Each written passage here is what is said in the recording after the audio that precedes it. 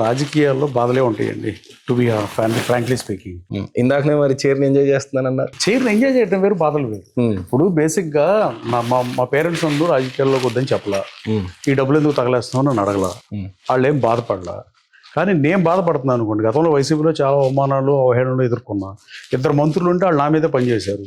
నేను పవర్ లేకపోయినా జనరేటర్ మీద నడిపా. గన్నవరం కాన్స్టిట్యూన్సీలో నా మనుషుల్ని, నా వర్గాన్ని, నా కార్యకర్తలను నేను కాపాడా. వాళ్ళకి ఎంత చేయాలో అంతకన్నా ఎక్కువ చేశాను. అందుకు అభిమానిస్తున్నారేమో తెలియదు నాకు. 2, నా వైఫ్ ఎప్పుడు డబ్బులు ఖర్చు పెడతాకి అబ్జెక్ట్ చేయాల. ఫ్యామిలీ ఇంపార్టెంట్ కదా, ఫ్యామిలీ మెంబర్స్ వద్దని మనం ఏం చేయలేం కదా. ఇప్పుడు కంపెనీ చూసుకునే టైం లేదు, ఫైనాన్షియల్గా నష్టం, నా రెక్కల కష్టం ఖర్చు పెట్టా. రాజకీయాల్లో చందాలు తీసుకుంటాం కూడా ఐ డోంట్ థింక్ నాకు పెద్ద నచ్చదు. నేను 2010లో అసలు చందాలు తీసుకోవాలా, అసలు చందాలు తీసుకోకపోవడం కరెక్ట్ కాదు. కనీసం 4 డబ్బులన్నా కలుపుదామని చెప్పి 4-5 చందాలు ఇస్తే తీసుకున్నా తప్ప, రాజకీయాల్లో చందా తీసుకున్న లంచం లాంటిదే. ఏదో ఫేవర్ లేకుండా ఎందుకు ఇస్తారు చందాలు? దందా కోసమే ఇస్తారు చందా, అంతే. సో నేను వ్యక్తిగతంగా ఒక 3-4 ఏళ్ళు రాజకీయంగా చాలా ఇబ్బంది పడ్డా. ఆ టైంలో రాజకీయాలు వద్దు, హైదరాబాద్ కూడా మూవ్ అయిపోయా. హైదరాబాద్ కంపెనీ హ్యాపీగా చూసుకున్న టైంలో మళ్ళీ రాజకీయాల్లోకి రావాల్సి వచ్చింది. 2023లో వచ్చా. డెఫినెట్గా అంటే ఇక్కడ గివప్ ఇచ్చేద్దామా అంటే, నా డాటర్ కూడా గివప్ ఇవ్వద్దండి. సో నా చిన్ననాటి కోరికను వదులుకోవాల్సిన అవసరం ఏముందని, కానీ కొంచెం కష్టపడి విత్ లాట్ ట్రబుల్స్తో ఎమ్మెల్యే అయ్యా. వితౌట్ మచ్ ట్రబుల్ అవ్వాలా నేను ఎమ్మెల్యేగా. సో డెఫినెట్గా పదవి ఏం చేస్తున్నా చిన్నగా.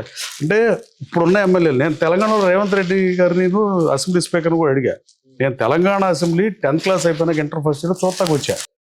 బయట నుంచి చూసా. అప్పుడు వెళ్ళలేం కదా, లోన్కి పాస్ కావాలి కదా. నేను అవ్వాలనుకున్న శాసనసభ్యుడు అక్కడ. ఈ రోజు నేను నా కోరిక తిరిగే టైంకి రాష్ట్రం 2 ముక్కలు అయింది. అమరావతిలో రాజధానికి, అమరావతిలో శాసనసభకి వెళ్ళాల్సి వచ్చింది. ఒకసారి అపాయింట్మెంట్ ఇవ్వమని మా స్పీకర్ని అడిగా, తీసుకోమని. త్వరలో రేవంత్ రెడ్డిని కలిసి ఆ తెలంగాణ అసెంబ్లీ చూడాలని ఉంది అర్జెంట్గా. నేను వెళ్దాం అనుకున్న అసెంబ్లీ అదే. చిన్ననాటి కోరిక అంటే ప్యాషన్, పిచ్చి అనేది ఎవరి పిచ్చాలు కావాలో అంటారు. సో అలా. కానీ మీ జర్నీ చాలా మంది యంగ్స్టర్స్కి అయితే ఇన్స్పిరేషన్గా అయితే ఉంటుందని ఖచ్చితంగా. అంటే నా జర్నీ అనేది కాదు, పాలిటిక్స్ అనేది ముళ్ళబాటే ఎప్పుడైనా. It's not every day. ఇప్పుడు రాజకీయ నాయకులు ఎక్కువ రోజులు బతుకుతారు చూడండి. అంటే ఫిజికల్గా ప్రాబ్లమ్స్ ఏమైనా ఉంటే ఉండొచ్చు, కాళ్ళు సరిగ్గా పని చేయకపోవడం వల్ల. బ్రెయిన్ షార్ప్గా ఉంటుంది. 90 ఏళ్ళు వచ్చిన వాళ్ళు, 85 ఏళ్ళు వచ్చిన వాళ్ళు కూడా చరిత్రను అవకాశం పెట్టినట్టుగా చూసుకుంటారు, సొల్యూషన్స్ వాళ్ళే వెతుక్కుంటారు. బ్రెయిన్ షార్ప్గా పనిచేస్తూ ఉంటుంది కదా, నిరంతరం ఆలోచిస్తూ ఉంటాం కదా. వర్గమో ఏదో ఒకటి పదవో ఇంకోటో ఎలక్షన్లు ఎవరిని పెట్టాలి, లోకల్ బాడీస్లో వాళ్ళని పెట్టాలా, ఏళ్ళని పెట్టాలి, ఈ క్యాస్ట్ చేసి. సో పని ఎక్కువ ఉంటుంది. సొంత వ్యాపారాలు అయితే డెఫినెట్గా ఎవరు ఏరే పోతాయి. ఎవరి రాజకీయాల్లోకి వచ్చినా వ్యాపారాన్ని మర్చిపోదాం అనుకుంటే రావాలి, అంతే తప్ప 2 చూద్దాం అనుకుని 2 పడవల మీద మాత్రం విచ్ ఇస్ నాట్ పాసిబుల్. అది ఎమ్మెల్యేకి అయితే అసలు పాసిబుల్ అయితే, ఎంపీకి అయితే వర్కౌట్ అవుతుంది అది. అలాగే ఇప్పుడు ఉన్న శాసనసభలో నేను ఒక్కడే ఎన్ఆర్ఎల్ కాదు, దాదాపు 12-13 మంది ఎన్ఆర్ఎల్ ఉన్నారు అనుభవాలతో. సో డెఫినెట్గా ఎన్ఆర్ఎల్ వస్తే స్వాగతించవచ్చు. తక్కువ అవినీతి చేస్తారు, కొన్ని అవినీతి చేయలేదు. పెమ్మసాని వరకు ఉన్నారు కదా. పెమ్మసాని వెరీ లాస్ట్ లో వచ్చాడు. రాజకీయాల్లో అదృష్టవంతుడు. ఒక స్టేజ్ లో ఆగిపోదాం అనుకున్నారు కదా రాజకీయ పరంగా. 100%. అంటే what things make you to motivate return అడుగులేయాలి అని? ఇంత స్ట్రెస్ ఇవన్నీ మనకు అవసరమా అని ఇంట్లో బౌన్స్ బ్యాక్ అయ్యే పద్ధతి ఎలా అవలంబించారు? ఎవరు మిమ్మల్ని బౌన్స్ బ్యాక్ చేశారు అని అంటే? కొన్ని సూటిగా సుస్పష్టంగా మీరు అడిగినా నేను చెప్పలేని ఉంటాయి. సో రావాల్సి వచ్చింది అలా. 2 దాంట్లో కారణం నా డాటర్.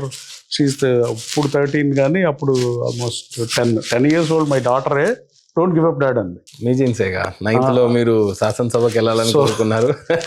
10th లో. అవును. అంటే బేసికలీ వద్దనుకుంటా కారణాలు రాజకీయాలు మనం ఊహించినట్టుగా డెఫినెట్గా ఉండవండి. అంటే అవమానాలే ఎక్కువ ఉంటాయి. ఇప్పుడు గౌరవాలే కనపడతాయి మీకు బయట చూసేవాళ్ళకి, ఈ నమస్కారాలు ఇవన్నీ, ప్రోటోకాల్స్ ఇవన్నీ. కానీ వాటిని సాధిస్తాక చాలా కష్టపడాలి. దీనికన్నా వ్యాపారం చేయడం చాలా ఈజీ. డూయింగ్ పాలిటిక్స్ కన్నా డెఫినెట్గా బిజినెస్ ఇస్ లాట్ ఈజియర్ దాన్ అయితే బిజినెస్ లో మీ మొదటి జనరేషనా సార్? మీ నాన్నగారు సంపాదించిన ఆస్తులు తీసుకొచ్చి రాజకీయాల్లో పెడుతున్నారా? లేదు, అసలు నేను ఖర్చు పెట్టిన డబ్బులు ఇండియాలో ఉంటే పెట్టగలిగే డబ్బులు కాదు. సో దీనికి ఒక స్టోరీ ఉంది. యాక్చువల్గా నేను అయిపోయినాక నా కజిన్ ఉంటాడు, ఎలగడ్డ శ్రీనివాస్ అని, వాసు అని. నా కజిన్ మా విలేజ్ పెనమత్సే. అమెరికాలో నేను రానన్న అమెరికా అంటే ఆడికి రాజకీయాల మీద ఆసక్తి ఉండేది కానీ, బట్ అతను ఇంకా రాజకీయాల్లోకి వచ్చే ఉద్దేశం లేడు. ఈ స్టేయింగ్ ఇన్ అట్లాంటా రైట్. వాడు గొడవ చేశాడు, అమెరికా వెళ్తే చాలా ఈజీ, రాజకీయాలంతా డబ్బుతో కూడుకునే వ్యవహారం. అంటే నేచురల్గా $1 సంపాదిస్తే $50 అప్పుడు, ఇప్పుడు $90 వస్తుంది అనుకోండి. ఇక్కడ డబ్బులు సంపాదించుకుని అక్కడ ఈజీ కదా. దానికి ఆడు గొడవ చేశాడు, ఇద్దరం వెళ్దాం అంటే అమెరికా వెళ్ళా. That is a journey. So business అంటే మా పెద్దనానికి పెట్రోల్ బంక్ 1967 నుంచి టైర్లు షోరూమ్లు, డీజిల్ హౌస్లు, పార్సల్ సర్వీసెస్, SRMT అలాంటి పార్సల్ సర్వీసులు, పెట్రోల్ బంక్లు ఇవన్నీ ఉన్నాయి. కానీ but at the same time నేను అంటే మా సొంత పెద్దనాన్న కాదు, పోటీ చేసింది. మా ఫాదర్ కజిన్ ఎమ్మెల్యేగా పోటీ చేశారు 85 విజయవాడ ఈస్ట్ నుంచి, తెలుగుదేశం పార్టీ నుంచి. ఫస్ట్ ఎన్టీ రామారావు కుటుంబంతో కూడా మా కుటుంబానికి అనుబంధం ఉంది. చండశాసన సినిమాలో ఎడ్లు మాయే. నాకు ఒంగోలు చేత ఆవులన్నా ఎడ్లన్నా బాగా ఇష్టం. నేను 3 ఏళ్ళు మహానంది గెలిచా. ఫస్ట్ మహానంది గెలిచింది కూడా కృష్ణా జిల్లా ఖ్యాతిని నిలబెట్టింది కూడా మా పెద్దనే.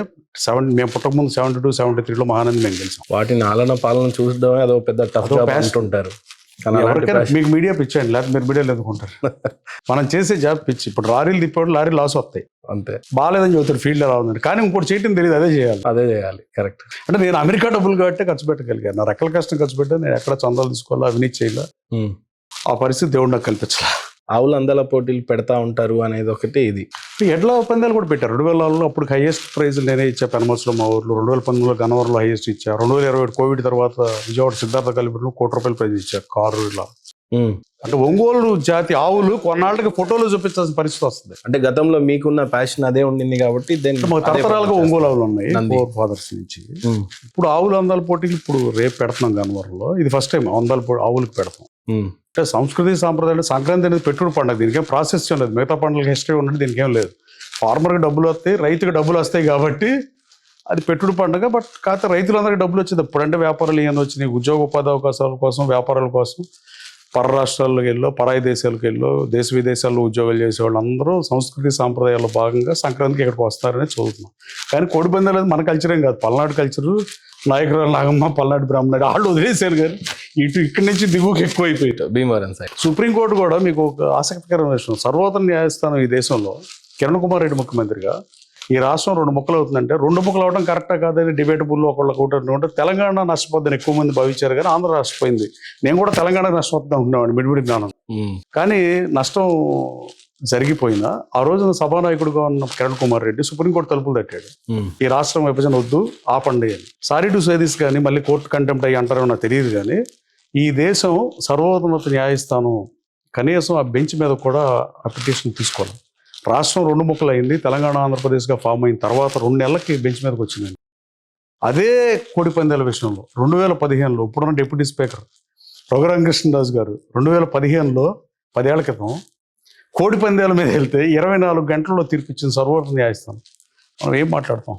బ్రిటిష్ వాళ్ళ అవశేషాలు, బ్రిటిష్ వాళ్ళ లక్షణాలు ఇంకా పాటించే దేశం ఏమన్నా దౌర్భాగ్య స్థితిలో ఉందంటే మన దేశం బలంగా ఉంది. నేను చాలా దేశాలు తిరిగా, ఈవెన్ అమెరికాలో కానీ గ్రేట్ బ్రిటన్లో కూడా లేవు. వాళ్ళు కూడా వదిలేశారు ఈ బ్యూరోక్రాట్ సిస్టమ్, కానీ అన్నీ వదిలేశారు. ఇక్కడ కోర్టుకి వెళ్ళాలంటే దండాలు దశకాలు పెట్టుకుంటూ వెళ్ళాలి. నేరం నిరూపితమైనప్పుడు మనం దండాలు దశకాలు ఒక్కోడైతే బాధాకరం. అంటరానితనం అనేది చదివేం తప్ప చూడలేం మనం చరిత్రలో. ఇప్పుడు అలా కొన్ని కోర్టుల దగ్గరికి నేను వెళ్తా ఉంటా. ఈ ధర్నా కేసులు, అటెంప్ట్ మర్డర్ కేసులు నా మీద కూడా పెట్టారు. ఆ వాయిదాలకు వెళ్ళినప్పుడు కొంతమంది ఒంగుని కింద కోర్టు బయట నుంచి ఒంగుని నడుచుకుంటూ వెళ్తారు జడ్జి దగ్గర. అది చాలా బాధాకరం అనిపిస్తుంది. ఈ బూర్జువా సిస్టమ్ని, ఈ కాలం చెల్లిన సిద్ధాంతాలని ప్రపంచం అంతా వదిలేసి బ్రిటిష్ వాళ్ళు కూడా వచ్చి ఈస్ట్ ఇండియా కంపెనీ దివాళా తీసి బ్యాంక్రప్ట్ అయింది. ఈస్ట్ ఇండియా కంపెనీ అన్ని దేశాలని తీసుకొచ్చింది. ఫ్రెంచ్ వాళ్ళు, డచ్ వాళ్ళు, బ్రిటిష్ వాళ్ళు ఎంతో మంది 200 సంవత్సరాలు పరిపాలించినప్పుడు కూడా వాటిలో సిస్టమ్స్ ఇంకా ఫాలో అవుతున్నాం. అది ఎందుకు? ఇంకా ఇప్పుడు అమెరికాలో కూడా మేము నేరం చేస్తాం. ఈ నేరం అంటే ఏదో కార్ స్పీడ్ తోలుతాం, టికెట్ వస్తుంది, కోర్టుకి వెళ్ళాలి, హవర్ యూ సార్ అంటాడు, హవర్ యూ సార్ అంటాం, అయిపోతుంది. గిల్టీనా అంటాడు, ఫీలింగ్ గిల్టీ అంటే ఎస్ అంటే ఫీలింగ్ గిల్టీ అని చెప్తాం. ఒక ఇంకెప్పుడు స్పీడ్ తోలబాకమంటే వెళ్ళిపోమంటాడు. అంతేగాని ఈ బానిసత్వం ఏంటి? సో కొన్ని ఉంటే ఈయన వ్యక్తిగతంగా చెబుతున్నాం, not as a representative of member of legislature. Sir, ఇప్పుడు ఈ రోజున మిమ్మల్ని సక్సెస్ఫుల్ పర్సన్గా అయితే కన్సిడర్ చేయొచ్చు. అంటే సక్సెస్ అంటే దాని డెఫినేషన్ మీరు ఎమ్మెల్యేగా గెలవటము, లేదా మీ జనరేషన్లో యూఎస్కి ఎవరు తెలియనప్పుడు వెళ్ళి మీరు సంపాదించడం అని కాదు.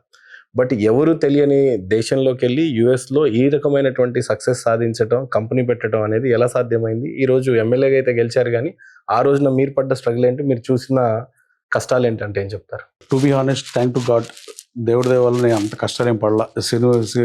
సినిమాల నటులు కనుక చాలా కష్టాలు పడి యాక్టర్ అయ్యారు చెప్తారు కదా, డాక్టర్ యాక్టర్ అయితే టైంలో నాకు ప్యాషన్ పాలిటిక్స్ రావటం. నాకు ఇష్టం లేదు. నాకు ఎప్పుడు 20 ఏళ్ల క్రితం సిటిజన్షిప్ వచ్చి నేను తీసుకోవాలా, ఐ వాంట్ టు కంటెస్ట్. చాలా మంది ఉన్నారు ఇలా. నవనీత కృష్ణ గారు ఒక ఆయన తానా ప్రశ్న చేశారు, ఆయనకి పోటీ చేయాలని ఉండేది. అన్ఫార్చునేట్లీ 5 years బ్యాక్ చనిపోయాడు. ఆయన ఎంపీగా చేద్దాం అనుకునేవాడు. చాలా మంది గ్రీన్ కార్డు మీద 40-50 ఏళ్ళు ఉన్నవాళ్ళు ఉన్నారు, వచ్చి ఇక్కడ ఎలక్ట్ అవ్వాలని కోరుకున్నాళ్ళు. అందరికీ కోరికలు తీరో. బేసిక్గా నేను అంతేం స్ట్రగుల్ అవ్వాలా. నాకు ఫస్ట్లోనే జాబ్ వచ్చింది. నాకు వెళ్ళగానే జాబ్ చేస్తున్నప్పుడే కంపెనీ పెట్టా. తర్వాత కంపెనీ జాబ్ 2 చూసుకోవాలి, జాబ్ రిజైన్ చేశాను 2001 September 10th.